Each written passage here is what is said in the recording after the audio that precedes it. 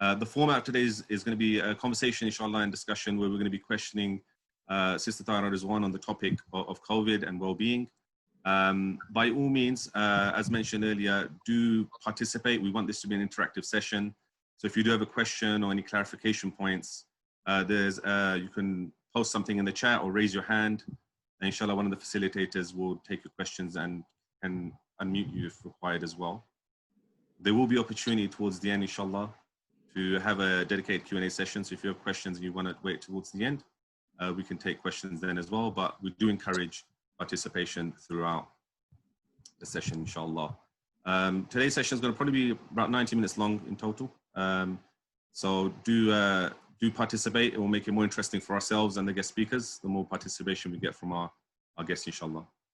So just a bit of context. So inshallah, today's topic, as mentioned, is the discussion around the COVID-19 epidemic, but specifically on the impact it's had on our well-being as a community. A bit of background. So although it feels like forever, in the UK, we've been in lockdown since the 23rd of March. And since then, we've gone through different phases of lockdown, and recent weeks, we've started seeing some of the community and businesses opening up for us. But nonetheless, it's been a challenging time for the last 4 or 5 months now. This issue of COVID, which has impacted the world in an unprecedented way, maybe the biggest impact that we've seen in our lifetimes. So far today, we've had 15 million cases worldwide. Over 600,000 people have lost their lives to this disease. In the UK alone, there's been 300 cases. And as of yesterday, it was over 45,000 deaths in the UK. And that's the third highest in the global records. So as you can imagine, the impact on the UK specifically has been quite great. In London especially, and our communities have also been going through a challenging time through this period. So inshallah, today we're going to be going into this topic of COVID in a lot more detail. We've got experts on our panel who are going to be giving advice, practical tips on how we can manage some of the well-being issues that we're seeing. But also more deeply, we're going to be unpacking this topic from a deeper angle and understand, okay, society at large, how do the ideas and the values that we hold in society, how does that affect our well-being? And how does it allow us to navigate through these challenges? And more importantly, as Muslims, what does our deen tell us about this? This idea, this Islam that we carry, and that we believe in, that we find for solutions and comfort. What lessons can we take from Islam to better understand and teach our children and our family and our community, as well as other non-Muslims, and lessons we can take from our deen on how we can navigate through this. So inshallah, without further ado, we'll open up the conversation. Sister Tahira, inshallah, I'll start with yourself. Okay. I'd love to get your thoughts and your experiences on how do you feel that the COVID-19 lockdown has really changed our lives? Everything seems to have been going upside down in our lives. What's been your experience so far? Since this lockdown, I've started working from home. And I was just amazed, like how, like our community, Muslim community, all families have been impacted differently. And I've seen that more people are coming forward for emotional support. So what happened, where I've seen, some family, they had this opportunity to locked inside, build relationship, spend time with families. But I've seen the other part of, families where they are quite, it has impacted adversely in this sense, like, they are struggling financially. If there is a bereavement, they didn't have any support from anyone. They felt isolated. And also how kids, children in those households, they are affected. Their emotional well-being, I think, suffered a lot because they're not having any support from the family. Because usually, when there is a bereavement, us as a community, we come together. But, these families, they didn't had it. And I have some, parents and families contacted me, like, we don't know how to cope with it. We can't say goodbye to our loved ones. They are gone. How we console the kids? They are suffering. They are angry. They are upset. So I have seen, a lot of different responses to COVID-19. And I was just wondering, like at this time, how we can bring, support to these families. And what I did, like I'm telling you now, I never been, face to face, on phone sessions. So I'm trying my best to involve those families and parents who are suffering, can talk to each other, they can contact me, and also how to ask for help. And you know what, I just, while I'm working more, Muslim parents and children, I have realized like how we think like, in Islam, we are not allowed to go through, like having any clinical side of, treatment. And that was a huge shock for me. Like, some kids, some children who are quite overwhelmed, and they are having, like their mental health is getting worse. And parents are quite adamant, like they are not going to go through that route where they don't want to go to the GP and, like share their concerns or what other treatments are available. And I think as a community, we have to find a solution for that, because even, quite people who are quite aware of mental health, even they are reluctant to go and seek help. So there was a lot of, different dimension, which I'm learning after what we went through, this COVID-19 and lockdown. Yes, Jazakallah khair, sister. Brother Rizwan, I guess similar question to start with yourself. It's been quite a challenging time, I guess, in your experience. What have you seen it in your field and in your personal life? What's your experiences have been like during lockdown? Bismillahirrahmanirrahim. Yeah, I think this COVID lockdown has been a bit of a double-edged sword. There has been things that you can be, alhamdulillah, amazed about and be merciful for, and there's things that you can find challenging. Now, all of us have seen the fact that we have to change our way of working. We're on Zoom, and I've never used Zoom before until the lockdown existed. All of us are in the situation we can no longer see our families. Like, I barely see my parents anymore. And this is a common experience that we're used to having a community and people around us. So there has been a massive change. At the same time, and alhamdulillah, not so much in my experience, is the idea of the children being at home now, and this pressure of how do I educate my children? How do we make sure they're getting developed? How do we make sure they're emotionally supported? And obviously with the side of homeschooling, this is something that's a bit normal of the conversation. Not saying we've got it on lockdown or fantastic, but it's a natural thought to have when your children are with you all the time. But I think people are having a lot of these concerns. But at the same time, like I said, the other edge of the sword is, for myself, I can say personally, I have never spent so much time with my children, alhamdulillah, and it has been an amazing blessing. Normally, I'll be working most days of the week. On the weekends, we're always busy running errands. I barely get to sit down and talk to them. And this time I'm able to talk to each and every one of my children on a daily basis. I see them in the morning, I see them when they go to bed. And alhamdulillah, it's an experience I never want to lose. So there is benefit in having this time. And we see this because Allah mentions these type of things, and He mentions it in Surah Inshallah. He says, فَإِنَّمَا الْأُسْرُ يُسْرًا. And many of us know this ayah. With every hardship comes ease. So we can see that although some troubles come across us, some issues, that Allah is actually presenting a way for ease for you. Is way out. Is giving you an opportunity to, inshallah, learn something, grow something, develop something from this. So from my point of view, I've seen a bit of both sides of it. With working with the masjids, one of the key considerations we were having when the lockdown came down is, should we stop performing weddings and should we stop doing janazas?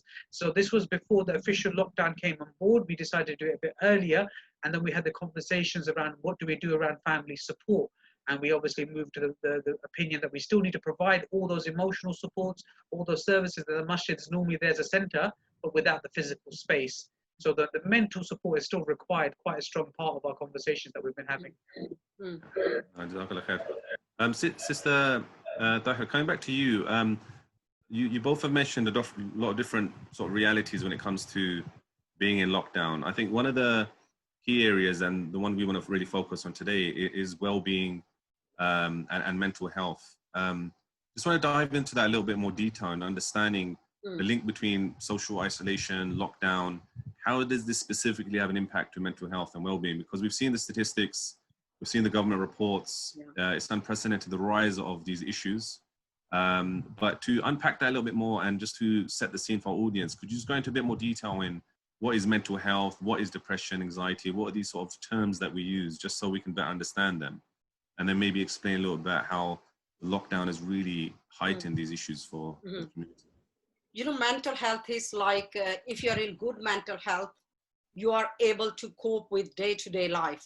You are able to deal with your stress. You are being able to build your relationships. You are being able to do your job properly. You are being able to, you know, have relationship with your family, with your friends, like basically, you know, living your life, day-to-day life, you know, quite comfortably. And when you are not being able to cope with all that, you are struggling to maintain relationships, you are struggling to maintain a job, you are struggling to maintain relationship with your family, friends. That means, you know, you're not coping well and you are struggling with your mental health. And since this lockdown, I think, you know, isolation, that has impacted so much on our mental health. Even I am a, you know, like a mental health practitioner. At one point, I just felt I can't cope with it. I just wanted, you know, I was quite irritated. I was angry. I was bored. I was really upset what's going to happen. So, you know, then I had to contact my, you know, like my manager. I said, you know what, yes, I am dealing with a lot, you know, with my client work, but at the same time, how to deal with my emotions, because I feel I can't cope with it.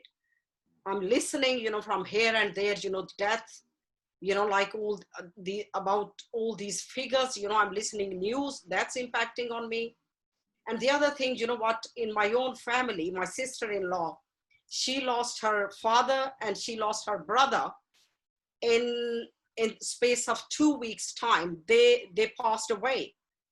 And then my own sister-in-law, she was suffering really, really badly. And I was so scared, like, you know, how my brother is going to cope because he's not having any support at the moment, how kids are going to cope with this. And, you know, that was really hard time. And even at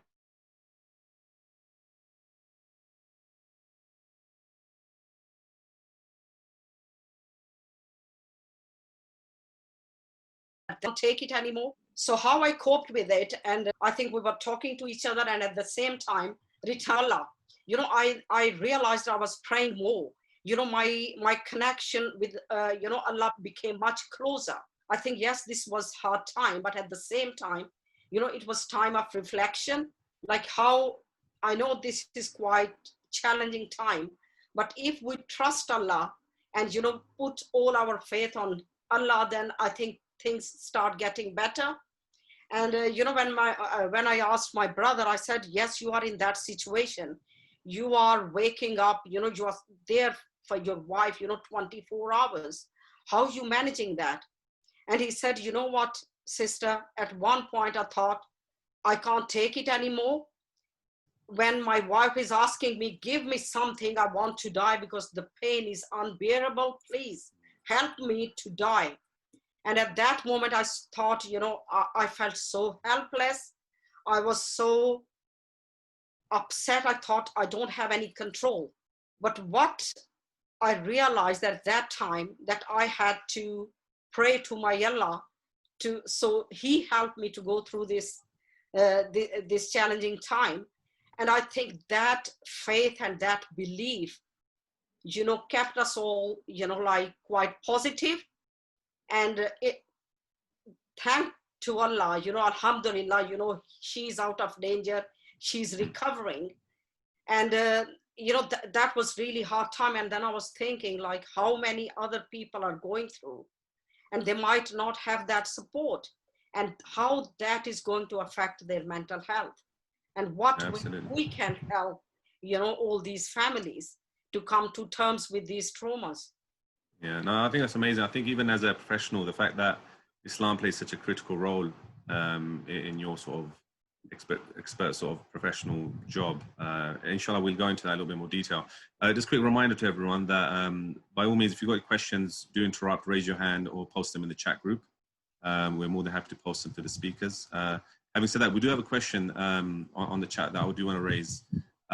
Someone's asked, the problem is that we see mental health as a taboo subject in the sort of Muslim community. How should we convince Muslims, and here it says parents, that mental health is a real issue, and it's not just something that is an imaginary sort of problem? You know, that's really good question, and that is the question, you know, I'm dealing with my clients. You know, when parents contact me, you know, for help, you know, like their children are going through these mental health, and you know, like they will say, okay, you know, this is kind of spiritual, and I think we want to deal with this, you know, via spiritual healers. And you know, when I say, okay, you know, what if we go to GP and also ask for help? And you know, the people who are quite aware of mental health, and I'm just, you know, I get in shock, like even they deny to go and seek that help. And you know, like, yes, this is a stigma. They think like we don't want to label, you know, ourselves, our children, like they've got mental health issues. So to convince them, kind of, you know, I'm still find it quite challenging that, you know, our community, they think, you know, no, this is, you know, I don't want to go there. I don't want to go to GP. I don't want, because no, you know, we can deal with it. And then I say, you know, yes, Allah has created illnesses, but Allah has said, like, seek, you know, like help as well. You are dealing with it, you know, like spiritual, you know, you're reading Quran, you know, like zikr, everything. But sometimes, you know, you need that help as well. So yes, you know, we have to raise this awareness among our community. Like it is okay to go to GP and get, you know, treatment, whatever it's available, and there is available. You know, we can minimize, you know, like the risk and minimize this suffering we go through, you know, emotionally, you know, depression, anxiety, suicidal thoughts, you know, all that can be healed beside, you know, like Quran, Hadith, you know, whatever remedies available to us, but at the same time, going through, you know, via clinical route as well. But for that, I think we have to work really, really hard to raise that awareness. Like this is okay to go through. Sister. Brother Rizwan, coming to you, I think when it comes to the younger generation, I guess children specifically, in your experience, I think, has been working in the community and sort of being active in that area, and also being a homeschooler, how have you seen the effect or impact on children? Are they also going through similar challenges, or are they better equipped to deal with this? What's your experience been like in that space? So alhamdulillah, obviously children are people just like everybody else. So they are going to feel the pressures and the changes of the world just like an adult would. There is one other factor that I see impacts children, is how the adults around them, their parents or their close relatives who are around them, are reacting to the current situation. So if they see those around them are unable to cope with this and are having problems dealing with this stress, that becomes an immediate reflection on how the child is going to react to that situation, and it will increase whatever anxiety they may have. So in our own family, we have the same conversation of the very basic things. I'm unable to see my auntie and uncle. I'm unable to see my friends every day. And we say a very simple thing, that you pay lip service to this conversation of, we ask my daughters, and she's 9 now. So I ask a very simple question. So why were you created? Why are we here? Why is everybody here? And we say this every other day, and everyone can answer the question. And everyone knows the answer to this. Allah mentions in Surah Al-Dariyat, He goes, I have created man and jinn, except that they worship me, only for worshipping me. And we say the sentences very easily on the tongue, but sometimes when the reality hits you and the situation becomes difficult, and then you reflect at that moment, you say, look, is your purpose of life meeting your friends? Is the reason we are on this earth that you can go to the park, or you can meet your aunts and uncles, or you can play outside? Is that why we are here? If not, then has anything today changed that stops you worshipping Allah? Has anything in the world? So are you able to fulfill to the maximum the reason you exist on this earth?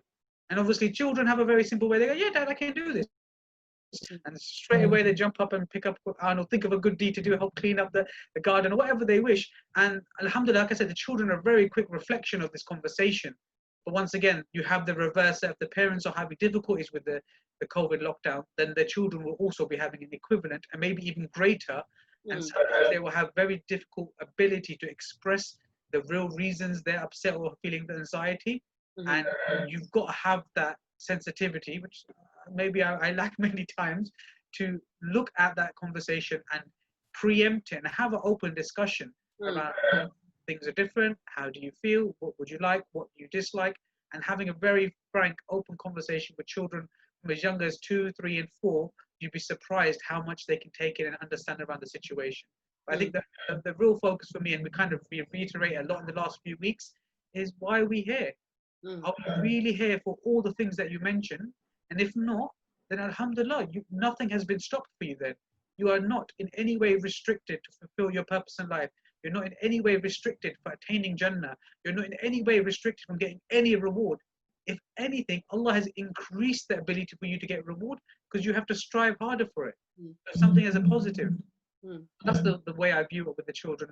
That's worked equally within the youth clubs that I've worked in and obviously within the homeschooling networks. Not saying there's challenges, there's definitely challenges and a few people are finding it difficult. But there's always, as they say, the silver lining. And there's a very, very big silver lining in situations when it comes to Allah's situation. Jazakallah khair, Rizwan. I want to take a question from the chat, and then I think Brother Suleiman's got his hand up as well.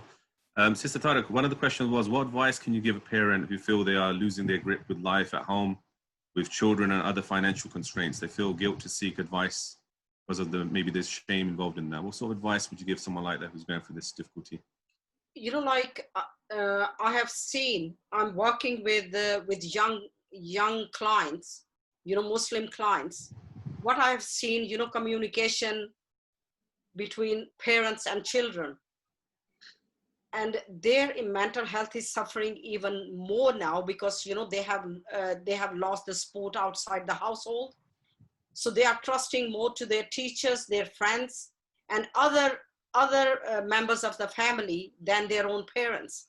So first thing I will say, like, we have to talk about it. You know, in our community, you know, we tend to hide kind of, you know, when somebody's suffering, you know, like depression or anxiety in our family, we kind of cut off from other family members and we want to hide it, or we don't want anybody to know. So keep it secret.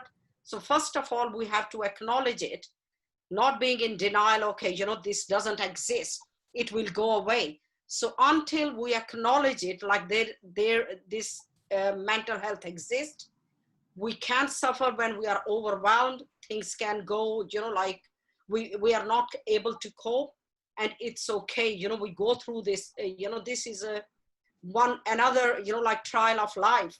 So first of all, we have to acknowledge it, communicate, you know, with children and the family. Yes, this is happening, that's how I'm feeling. Ask children how they are feeling, what's happening. So more open communication. Then you need to find out how we can address it and what is out there to overcome this problem and how to get help. Jazakallah khair. Brother Suleiman had his hand up, so if I can get one of the facilitators to unmute Suleiman and maybe bring him into the conversation so he can ask his question or his comment.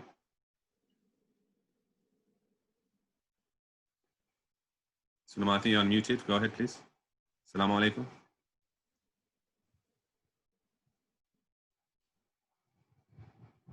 Are you there, brother? Okay, I think we've lost Suleiman. No worries. Inshallah, we'll carry on. I was going to mention, actually, in addition to the point, that I think once again, like the sister mentioned, that in the communities, this is a stigmatized conversation. It's something that should be hidden. And it's always the reverse, that if we're discussing it, you're openly flaunting your errors and losing the family honor or things like that. When the discussion is, we're not saying openly discuss something that may cause embarrassment. Yeah. It's sometimes better to discuss with those who can help, those who can help you, those who have the knowledge or the ability. But there is never the discussion of keeping it secret. So even within my direct family, I know there's someone in my family who's older than me and has most likely a mental health condition, but the family have failed to recognize it. And it's one of those things that, no, that's just different things. But if we remember, even from the creation of Adam alayhi salam, Allah says we made you from different soil, some rough, some soft, some from mountains, some from the ocean bed. This is how Allah has created each and every person. We shouldn't hide away from this. We shouldn't feel that just because somebody is different that we kind of ignore it. And Yeah. what Allah is explaining in this creation of Adam, He's saying, look, people are different, and therefore the treatment of how they should be dealt with is different. And people understand this very clearly from when it comes to, if you're a big person, you eat a lot, and a small person doesn't eat so much. But it applies just as well to mental health. So if someone has a certain mindset or a certain way of thinking, you need to adapt. And sometimes that does require professional support. And that's where you need to go to that. But the first part is recognizing that people are different. You can't treat all your kids the same, for example. Some of them may need special support depending on what their specific conditions are. So that's a very big thing that we recognize, that Allah has created us differently. Yeah. Yeah, Jazakallah khair. Brothers, one sticking to you. Someone's asked on the chat, sort of a leading question on mental health, but isn't part of the challenge in us having to deal with societal expectations, i.e. how success is linked to material success, by parents losing their job or kids not being able to buy their favorite iPhones? Are these societal pressures and societal values, how do these tie in with some of the mental health issues that we're seeing and some of the well-being problems that we're discussing? So, so as I mentioned earlier, when we had the conversation around when we say, what is our purpose in life? If your purpose in life is not for the worship of Allah and not to please Allah subhanahu wa ta'ala, then it is something else. And in the society today, there are many, many, many things people are chasing, and they're viewing as their center of life, or they're viewing it as their purpose of life. That could be material wealth, it could be education, it could be status, it could be marriage, it could be many, many things. And the society pushes this as a very prominent. We've got the YOLO style, or what's the young people say now, this is my best life. One I've not heard of recently, but people say it. So we have this very strong view that the reason you're here, the reason you're living is for this self-satisfaction, is for this thing that you've created, that you want money or you want power. And the moment that that is unattainable, or that starts to become hindered, or that is no longer an option for you, if you think of the mindset of a person within that, is they've lost their reason for being, they've lost what they were trying to do. And I knew this from my university days. People studied very, very hard, and their life was about studying. And the stories became that, these people were 24/7 studiers. But when they failed an exam, they were unable to attain the grade they needed to. It led to massive depression, to the point that there was actual suicides within the university, to such an extent that all the windows above the second floor in halls of residence became barred off. So this became a serious issue when your purpose in life is other than worshipping Allah, that but inevitably is unattainable, because we're only here for one reason. And if you take it as a broad brush approach, people take it your purpose in life is to happiness, the pursuit of happiness.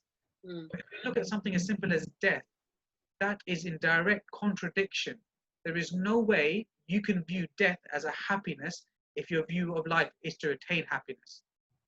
And therefore, your life is guaranteed to not achieve that value of happiness. In this one situation, there's many, many more.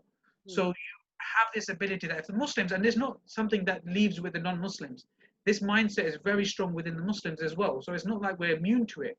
We live in the society of today. We interact with people. We watch TV. We see adverts. And this has become ingrained within us, even though we say, we're here to worship Allah, but you see the actions and the mindset of people being very different, that they're spending 99% of their time seeking one goal and 1% time with Allah subhanahu wa ta'ala. And therefore we have to be very careful that that's one of the key actions that can lead to depression, not having the ability to see what you think is your purpose of life. Inshallah, yeah. I think, brothers, I think you touched on a very important topic. I think we're going to go into this in a little bit more detail in our next section, on the link between societal values and the wider sort of culture, and how that affects our social and mental well-being. Sister Tara, I do want to come on to a couple of questions that were on the chat. They were sort of linked, related to Islam's view on mental health, and if it even recognizes it. I think Brother Suleiman actually wrote his a question in the chat where he says, I think in today's day and age, 1 in 8 people or men suffer from mental health. A lot of men in the community are shy and also embarrassed to admit and talk about this. I think we've touched upon that. But the second part, what does Islam say about this? How do we deal with this, i.e. to get more health in mental health? And the previous question on, does Islam even recognize mental health? What's Islam's position on this subject? Islam recognize, of course, Islam recognize, like mental health. And, if we go back to history, I think it was, Ar-Razi who touched this topic and who said, like, yes, we do suffer mental health when we become overwhelmed. And, like Allah, again, I'm going to say, like Allah said, if you are not well, Allah hasn't created any illness which he hasn't created treatment. So it's up to us, like we go for a treatment. So Islam allow us to, yes, get spiritual help, but at the same time we are allowed to go and seek, proper help, emotional, talk to someone, or even medication. So somehow I think we have set these boundaries for ourselves. Like as a Muslim, we are not allowed to share the, like emotional problems to anyone, not even the GP. So we kind of suffer in silence.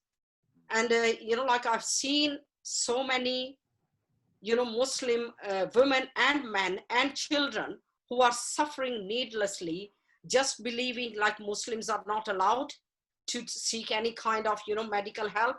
And this is not like people who are not aware of. I have seen people, working with me who are quite, aware of what's going on. Even they are reluctant. And what they believe, they said this mental health maybe, like this is a jinn or seher, so we need to find someone who can, treat that. And I know, the symptoms they are coming with, that is anxiety and depression symptoms, but somehow they believe, and like this is jinn or seher. So, or we are treating with these with, what our Prophet ﷺ has told us to treat, like these kind of illnesses. But at the same time, we are allowed to go and seek proper treatment as well. Yes, we can take that, that route, but at the same time, this is like clinical aspect to this emotional health as well. So while we are taking, spiritual route, like we read du'as, different du'as, morning and evening zikrs, Ayatul Kursi, we recite most of the time. All that is allowed, but at the same time, we have to seek professional help. Absolutely. Yeah, I think it's one of the important things to note is that when it comes to Islam, it gives us the right solution for the right problem. And sometimes the diagnosis that we give ourselves is we feel that any spiritual action will resolve a problem which may not be a spiritual issue. Yes. We may have an economic problem, or we may have a political problem, or a social problem. Yeah. And Islam has solutions for all of them, but for us, it's important to understand which solution fits the problem. Exactly. And therefore, we need to work for that. And sometimes we get that wrong. Yeah. I just want to summarize some of the discussion that we have thus far, just for those people that may have joined a little bit late as we sort of move through the conversation. So far, we've sort of built a context and a bit of reality around what's been going on in our communities because of the impact of COVID on our mental well-being. We said that it's a very severe issue, and although sometimes we may not see it, someone like Sister Tara who's in the profession, she sees the reality on the ground, and it is a big problem. We've said that it's not entirely linked just to the COVID issue and lockdown, but wider societal issues also have an impact, and we'll go into them in a bit more detail. And Islam definitely recognizes this problem of mental health, and it has solutions for this. And I think we're going to go into that in our sort of last section today on what that position is. But it's also important that we find the right solutions that Islam offers us to remedy these problems and not misdiagnose, which is quite critical as well. So moving on, I think, Brother Zwa, I'm going to come on to you now. You started talking a little bit about some of the ideas that are in society, whether it's our purpose or life, or basic ideas around Aqidah, on why we exist, and how they are sort of linked to a wider issue of mental health. And this is before even COVID-19. We see that in a lot of Western countries, a lot of countries that are economically quite established, you'd think that they have a better sort of sense of happiness and fulfillment, but in fact they have bigger health problems. So it seems like what COVID has done is expose this to a higher degree, as opposed to just being linked to COVID. So coming on to, I guess, some of the root causes, what are the sort of ideas and issues, particularly in our society, that you think are affecting mental health and well-being? So more specifically, like you said, as around COVID, some of the things that people are really feeling is this isolation or being by themselves or being alone. And if you look pre-COVID, a lot of the world was still based around that idea of individualism. It's all about me, myself, and I, not having stable a family network, instead having individual relationships with people. And the swing has actually been now that people want to look more into marriage and more into family structure because they realize that support is vital and critical. And without that support, you do lead to a lot of issues and problems. But this idea of individualism is ingrained within the society of today, and is one of the things that you can see very clearly causes problems because we're in a situation where we need to help each other, we need to be there for each other, we need to support each other, and that generally goes against the normal value of I do what I want for myself, me, myself, and I. Obviously, as I mentioned previously, we have the ideas within the normal realm, which once again is not helping anyone's mental health. It's why am I here and what am I doing? Sometimes the conversation is not even had at that level, and it's, if anything, it's misdirected or moved somewhere else. And the third one, just off the top of my head, is the idea of death. COVID has forced the conversation of death can come to you at any time. It's not for the elderly, it's not for the ill, it's not for those in third world. Death is a reality for every human being at every time. And we know this as Muslims, and we say this regularly. We understand that the angel of death comes to us 70 times or multiple times a day. And it's only by the will of Allah that at that moment our soul has not been taken out. And if we live by that understanding that this could be our last moment, then we will treat it as a barakah that we can live on. We will treat it as a mercy Allah's given us, and we can use that time that we have now been given by Allah to do something productive. As opposed to now, it's becoming a very scary thought that, you know, my uncle, he's over 60, he could die. That person has diabetes in my family, they could die. This person's got slight other health conditions, they could die. When the truth of the matter was, this was always the reality, and it's only now brought it to the forefront of everyone's mind. And once again, this is causing a lot of stress on people, and the way they're reacting to, oh, my close family members could pass away. How do I deal with this reality? How do I deal with the situation? And the society doesn't really have a very strong mechanism to deal with this. In Islam, alhamdulillah, we have the most beautiful answers to this, that we understand that this is just a journey for us. This is a test, and eventually our real destination is where we're going to end up after death. So we have, once again, the lip service, but the reality is bringing it to the forefront of everyone's ideas. That's just... And Rizwan, you are right there. I've seen, like, you know, how families have come together, you know, relationships, you know, which were quite apart, they are coming closer. And I think, like you said, we have learned the value of families, like how much we need their support. And I think, yes, this was a calamity we are going on, but at the same time, we are getting some positive out of this misery, because we are learning to respect our relationships. Yeah, absolutely. Sister Tara, I'd love to get your views, I guess, being in the profession, how, and you touched upon this earlier, but I'd like to go into a bit more detail on how do you use sort of your Islam and your relationship with Allah subhanahu wa ta'ala and this deen to help maybe yourself, but also your clients or patients cope with some of these well-being issues? How does Islam play a factor in that? You know, like, I know, you know, when we are in therapy, they say we can't bring in, you know, like your views, your faith or beliefs. But good thing is, when I'm working with my, you know, Muslim clients, there is always, you know, like our religion, our faith is involved in that. You know, I've seen, because, you know, when you are depressed, you are so much hopeless. You feel so helpless, like there is no cure for this. Because, you know, one thing is, when you are depressed, because I've been through this long time ago, and when I went to see the GP, and I didn't know what was happening to me. I was in that dark place where I couldn't see any light. And that happened, you know, after I went to one trauma in my life. So I was suffering depression, anxiety. I went there, and I was going, you know, backward for everywhere to get help. I wanted to be cured. And I remember one time I went with physical symptoms. I was, you know, like, I was so irritated, you know, I was restless.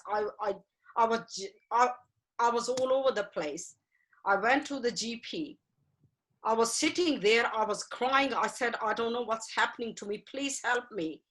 And I looked at him and he was laughing. And and at that point I thought, yes, there is no help what I'm going through. Maybe it's better if I'm not in this world because I can't cope with these feelings anymore.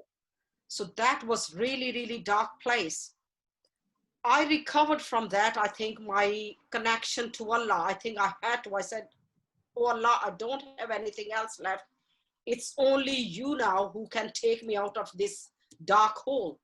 And I think being connected to him and, have faith on his mercy, he can do anything, if you ask, if you make a dua, with your heart, he will listen to you. And I think that faith, that strong faith and that strong link to my Allah, I recovered from that. But at the same time, I found someone, who helped me, it was kind of talking therapy. So I was able to express my emotion, that dark place. So it was a mixture of, my connection to Allah, duas and everything, but at the same time, getting professional help. So I got through that. So when I'm working with my clients, Muslim clients, so I always bring that hope in the session. And I say, Allah loves you more than your mom loves you, 70 times before. So how can he make you suffer like this? So if it's doing that, this is for a reason. So, and Allah said, he will test us, from fear, from loss of lives, loss of, our bounties. So maybe this is the test. So I bring in that hope in my sessions.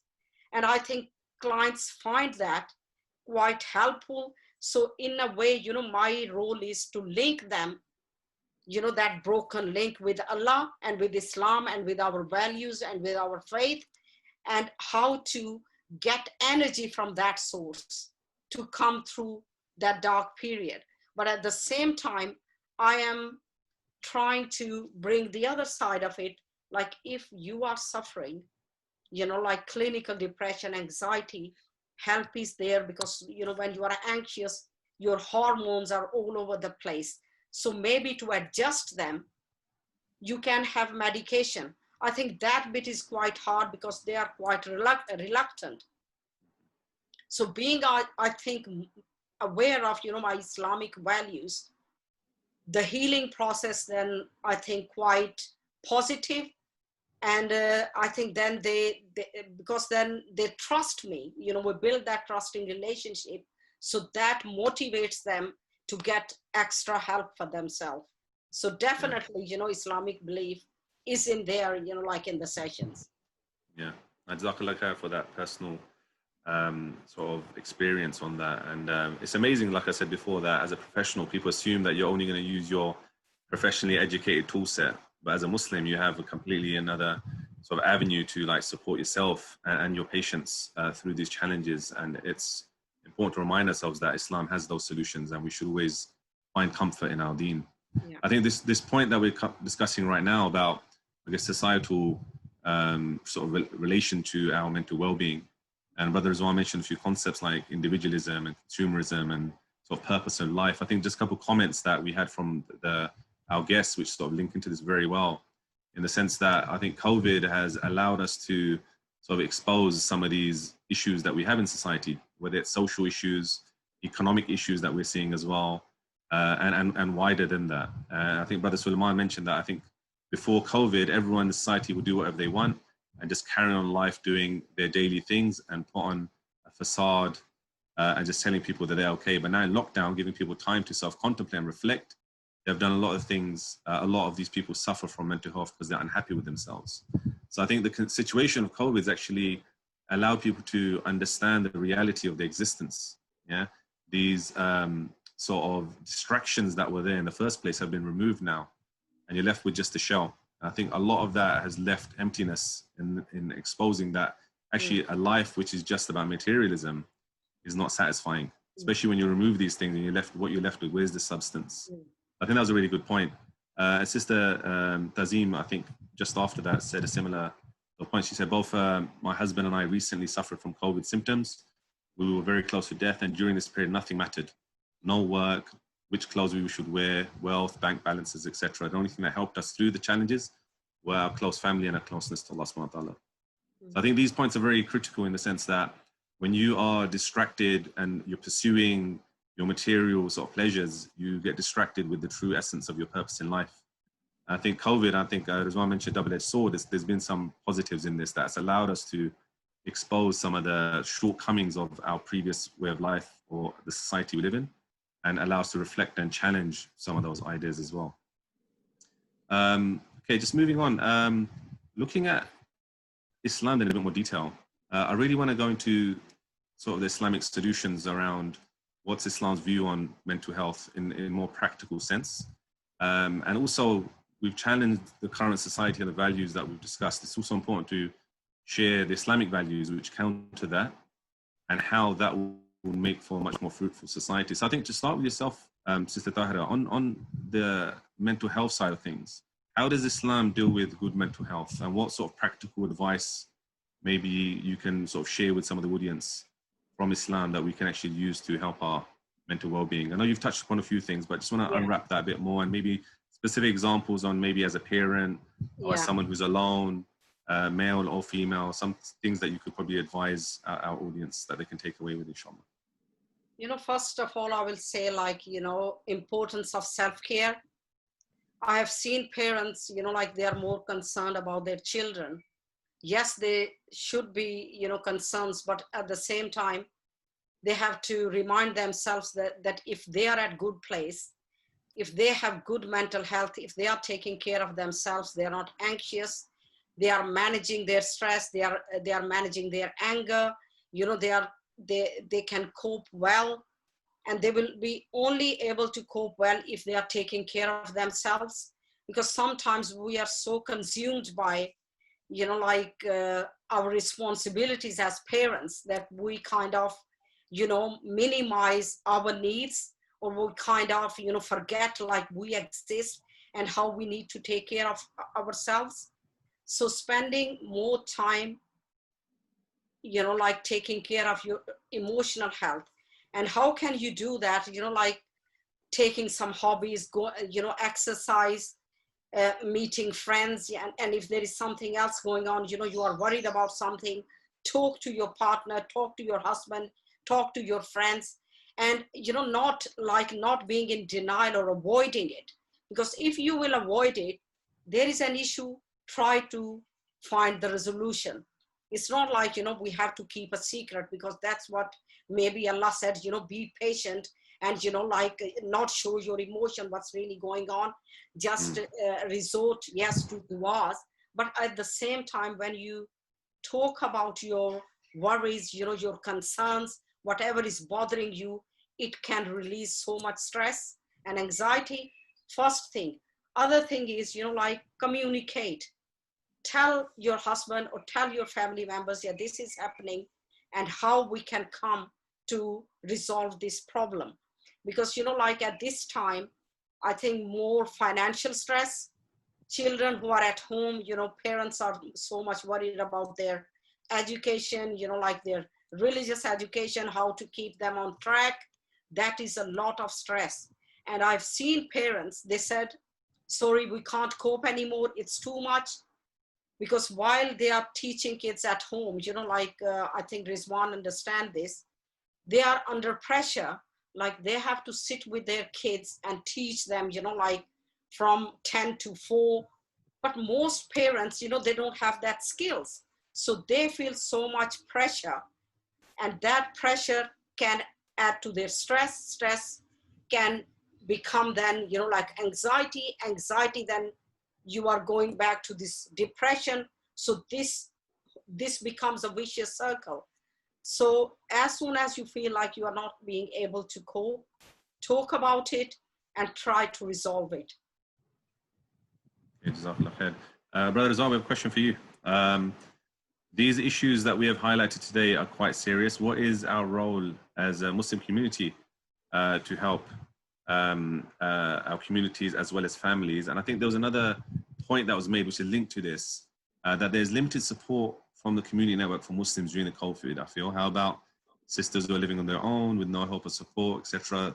The Muslim community is very isolated unless you're part of a mosque or group or sect for that matter. So I just want to link those questions together. Some people who maybe are not in an active role in the community like yourself, therefore don't have an obvious avenue to sort of find that support. But packaging both those questions together, what can you advise for someone who maybe not as active or doesn't know how to connect with the community? What should they be doing? And as someone who is active in the community, how should you go about maybe supporting our wider networks and families? Inshallah, I think what you kind of mentioned there was the type of right angle. The first part is, if you're individually in a position that you're not normally active and don't get involved in stuff, and you realize there's others around and the question is asked, there's people who need help, there's single mothers, there's people who are stressed, you've now got the time, energy, or even just thought to meet them, talk to them, WhatsApp them, call them. Something that I've started doing is literally just going down my street and just knocking on everyone, especially at the height of COVID. There was a lot of elderly people that live on my road, Muslim and non-Muslim. It was a really simple thing, goes, how are you? And that's all you really say. Are you okay? Is everything all right? And this was with the Muslims and the non-Muslims. But inadvertently within that, I started talking to the Muslims and we have conversations and how are things. And we've developed there's people who are 10, 15 doors down from me who I never talked to before. I now know them and we meet, we talk regularly. So you've developed a new network in communications, and this is something everyone should be able to do. It's your neighborhood, and Islam puts a lot of rights on your neighbors as well. So we have one of those rights that can help people. Secondly, it's you understand this to your family. So even if it's just a phone call, even if it's you drop a parcel, you start reinvigorating that conversation with people maybe you don't have a regular conversation with. And then this extends to friends. So I have a few friends who I know are reverts. So both the husband and the wife are both reverts, which means generally their family network is relatively small in terms of Muslims. So their children have relatively small family networks as well. And therefore you take the extra energy to make sure that they know you remember them, have conversations with them and talk with them and make that extra energy and effort.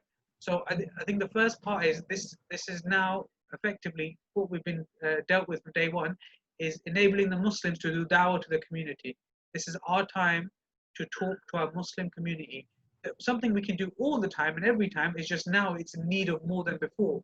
We need to show people that Islam has an answer for this, that Islam can help you. And as a Muslim, I'm here to help you as well.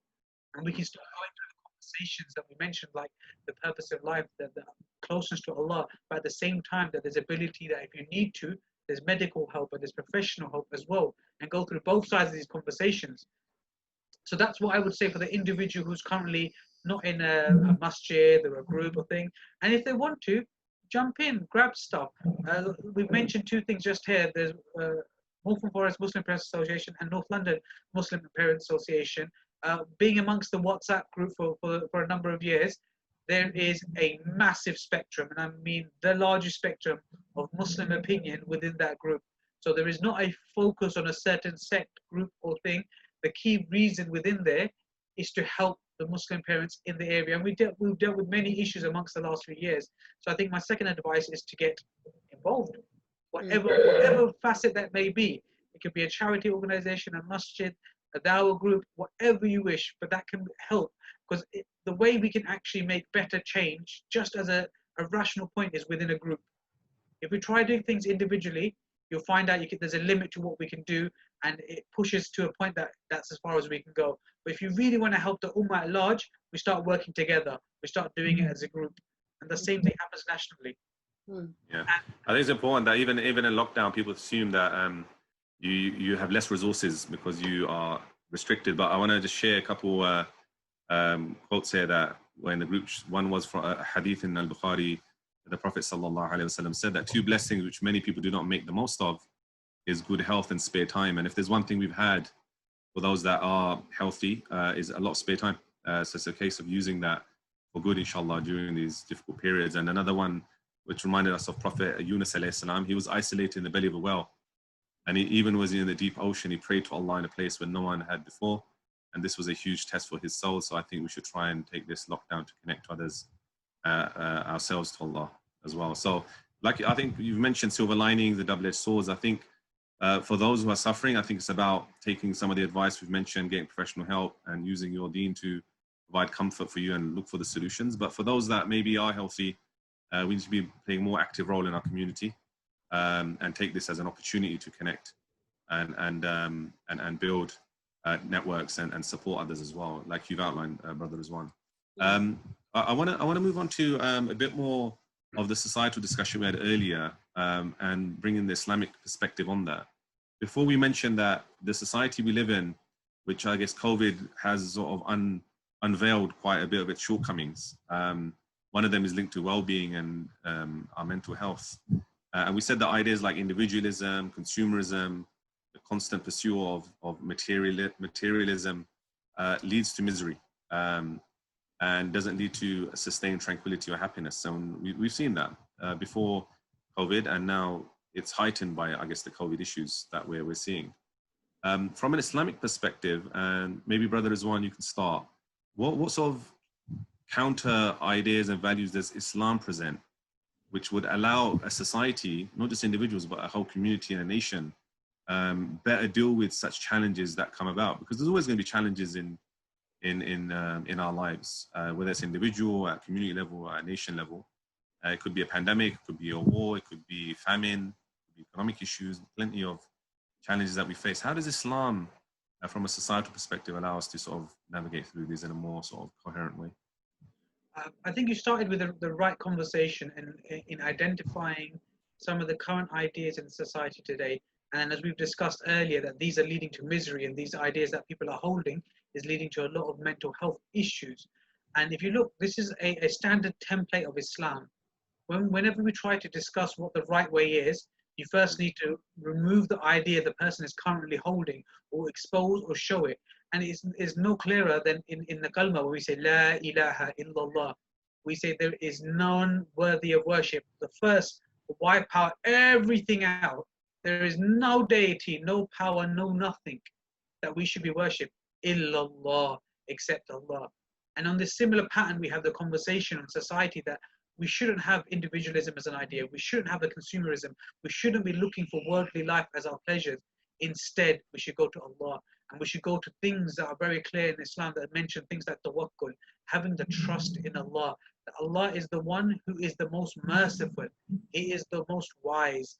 He is the one who has the control over all of our affairs. He controls every ant and every leaf. And everything Allah does is with the mercy. So if you remember this, it starts building that positivity within our hearts. When a trial comes across us, we understand Allah is the most merciful. There is none more merciful than Allah. And as we used to do with our children's workshops, we used to show, ask a child, where is your jugular vein? And as eventually they figured out where it was. And I said, Allah is closer than your jugular vein. This is the relationship you have with Allah.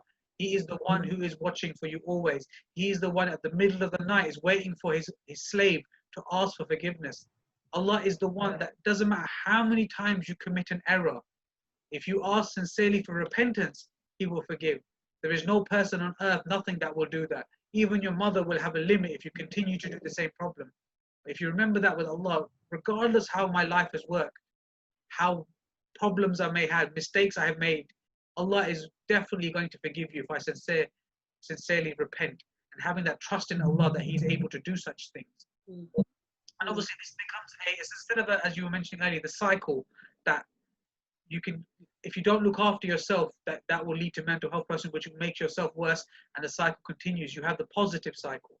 So if you go to Allah one step, Allah will come towards you. And then you realize you start to run. You realize you start to enjoy reading Quran.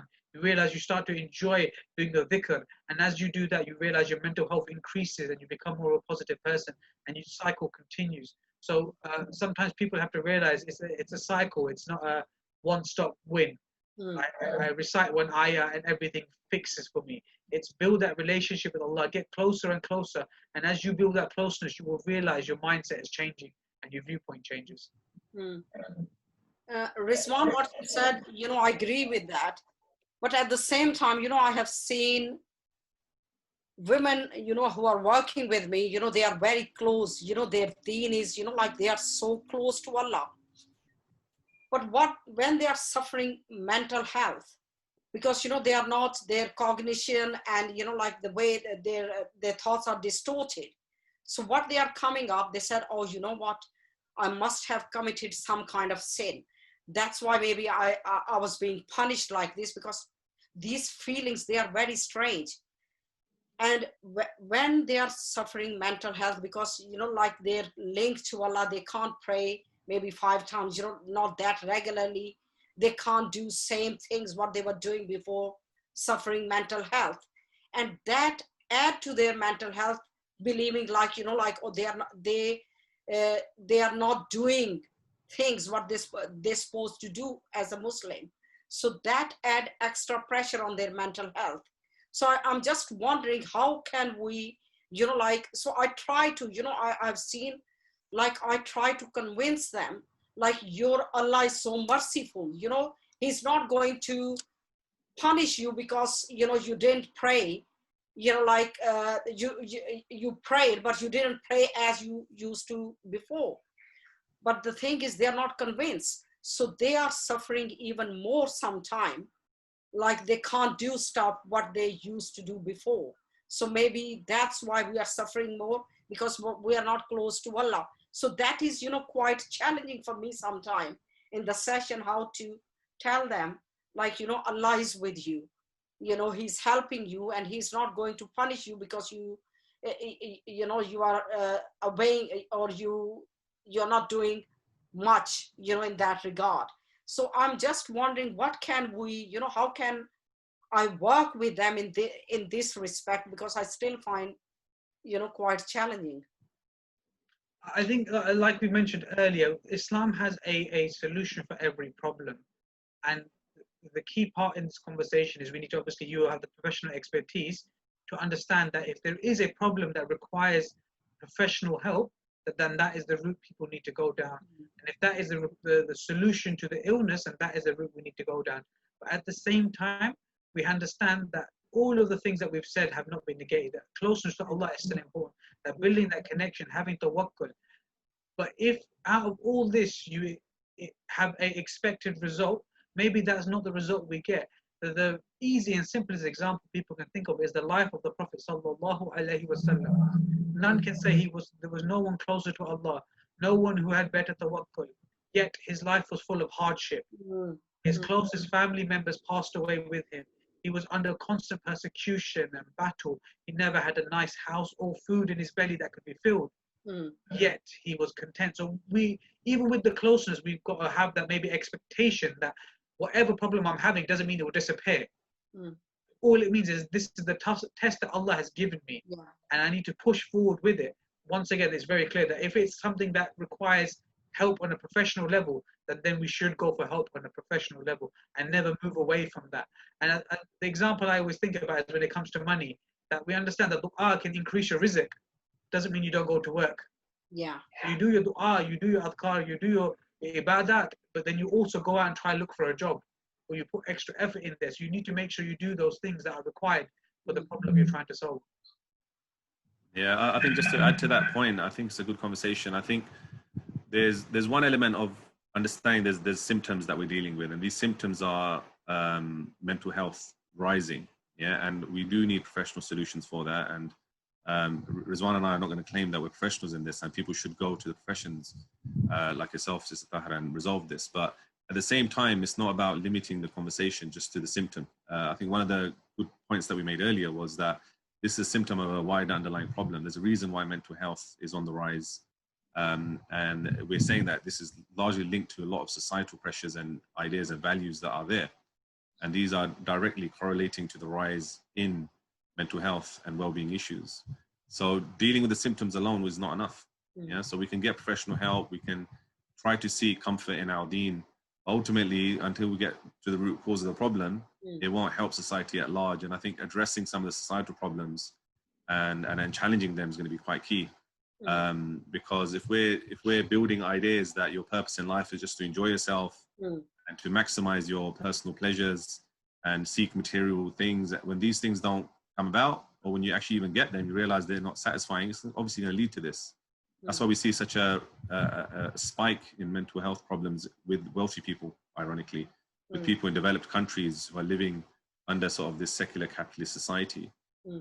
These are symptoms, and I think for us as a community, we need to understand these problems, find the root cause, and then present the alternative solutions, which is, I think, some of the conversations we've been having. Khair, inshallah. On that point, then I guess when it comes to Islam, as at a system level, societal level, we've mentioned that it gives us a different set of ideas. Yeah, so the ideas that are currently popular in our society, where maybe we don't believe in God as part of an aqidah, and there's a very secular slant to the majority of people's thinking, or that your purpose in life is linked to just seeking pleasure. I guess, Rizwan, just coming back to the earlier point, well, what are the key sort of ideas that Islam gives us as alternatives to these sort of values that are sort of at the root cause of some of these problems we're seeing? So you've touched upon this, but the very basic point of this conversation is people have now not had their daily routine, and they're thinking about life. And they're thinking about, what is my life about? Why am I here? How did I get here? Where did we come from? And the natural conversations that happen about, and prior to COVID, this conversation happened a lot in prisons. So people in prisons had a lot of time to reflect on why they did things. And you can see the conversions in prisons was very high, to the point they were thinking about making Muslim-only prisons, because that conversation became very rampant within there. But this comes back to the fact that if we go back to this idea of Aqidah, why are we here? What is our purpose in life? What were we created from? And from this Aqidah, how do we live then? How do we interact with each other? And does it all link, and is it all consistent? And in society, like you mentioned, most people, the idea is that religion is not the main driving force in society, or the fact that there is a God or not. Therefore, from that, we have the derivation of your life is about making happiness and just doing what you think is best. And then we can see from that is the problems that we have around mental health. We have issues just thinking of body image with teenage girls, and even what the role of a wife should be in society. This is all coming from that viewpoint of what makes you happy. And Islam then comes and counters that and says, no, the role of a woman is very clear, and the role of a wife is very clear. And we've given views on this. And we've made an option and a way out, so you can measure each other against this, as opposed to you decide what you think your answer is, and the other person decides what they think their answer is, and you come to fight to an argument. But yeah, coming back is having this understanding of Aqidah, and realizing that there is, in pretty much every society, a basic reason why they have a view on life, and Islam has a completely different view. And from that, we have many values. And if the Ummah, the society at whole, don't realize this, it's part of our discussion to be had. We need to expose that, look, some of the misery that we are seeing, some of the increase in mental health issues, some of the increases in anorexia amongst teenagers is based on these values that people are holding. I'm not saying all, there are obviously the exceptions that need to be dealt with, and that needs to be looked at a case-by-case situation. But like you said, if we look at a root as opposed to a symptom, we can start seeing that values that the society holds is leading to a lot of depression, because they're unable to meet this purpose in life they have. Jazakallah khair. Sorry, sister, you're going to say something? Yeah, I'm just wondering,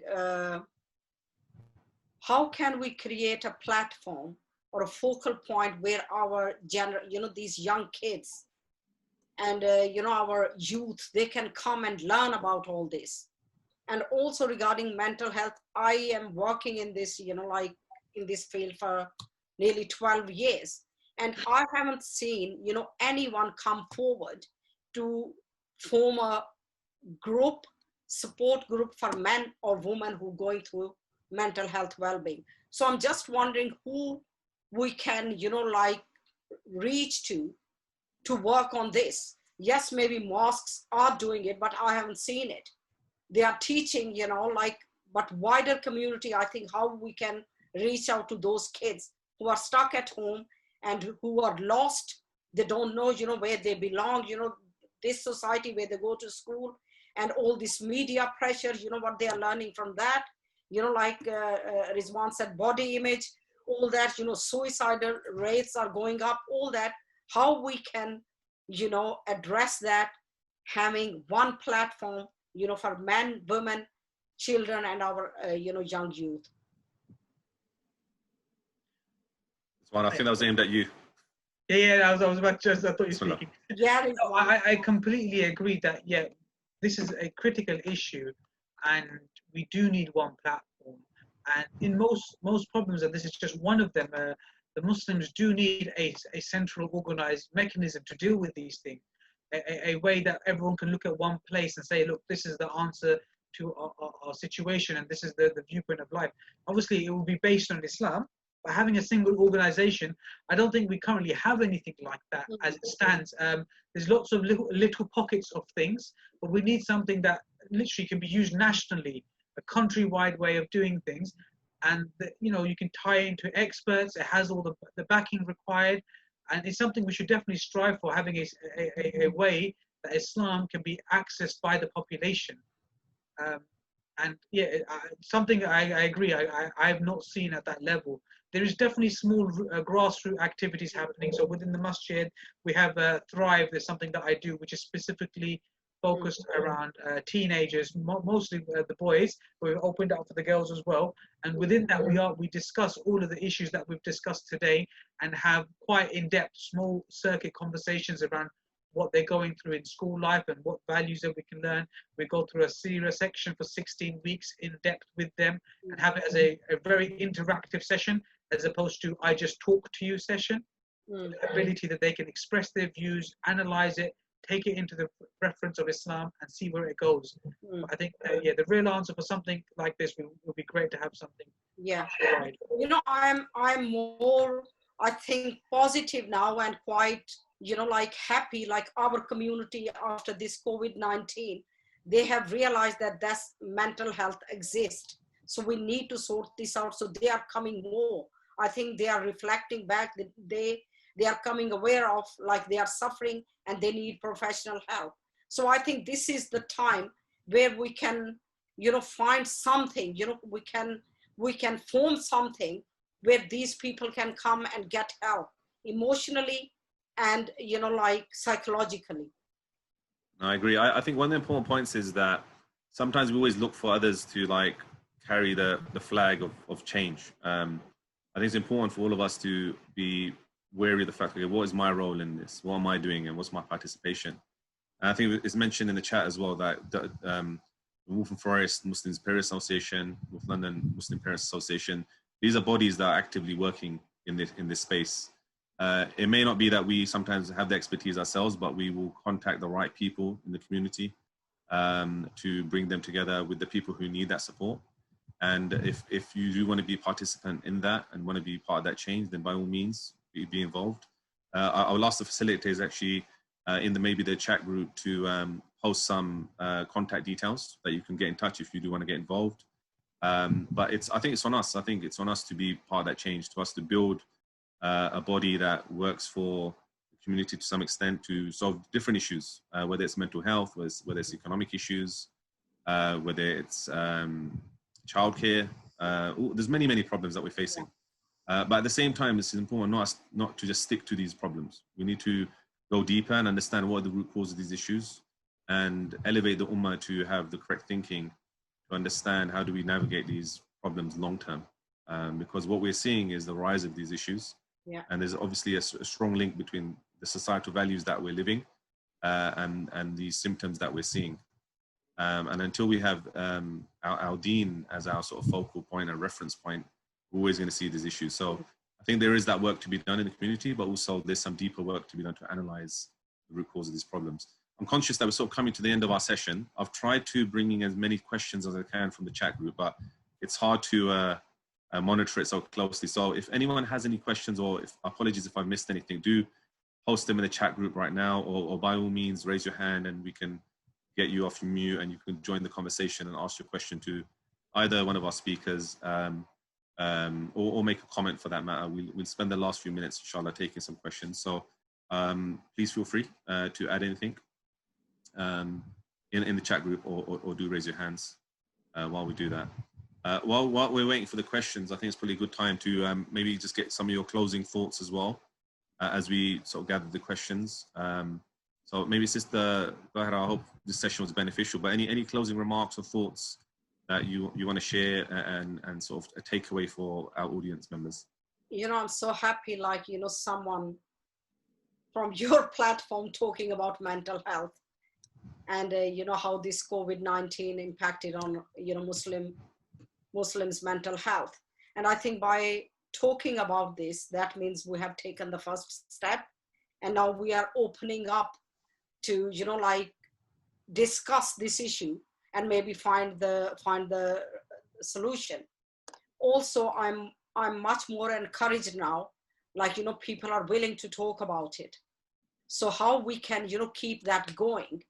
We need to do something as a community, because, we can't just, like you said, like, this is individual problem. We have to come together as a community and sort this out before this goes out of hand, because our next generation, the way they are suffering emotional health, they need proper support. And without that support, I think we'll be asked by Allah, like, you knew this was happening with your neighbors or your family members, and how did you help them? So we'll be asked. So as a community, we have to come together and resolve this problem. So thank you for, calling me here. So I'm quite passionate about it. No, very happy to have you, Sister Tara. Brother Rizwan, any closing thoughts, remarks, while we wait for any more questions? I think the conversation has been very productive, alhamdulillah. May Allah reward us for the energy everyone's put in and those attending as well. Some of the very just highest level summaries, we understand that COVID is nothing that is changing people. People have always been here and their mental situation was always there. All it has done has caused it to rise to the forefront, or increase the tension around it to making the symptoms more apparent.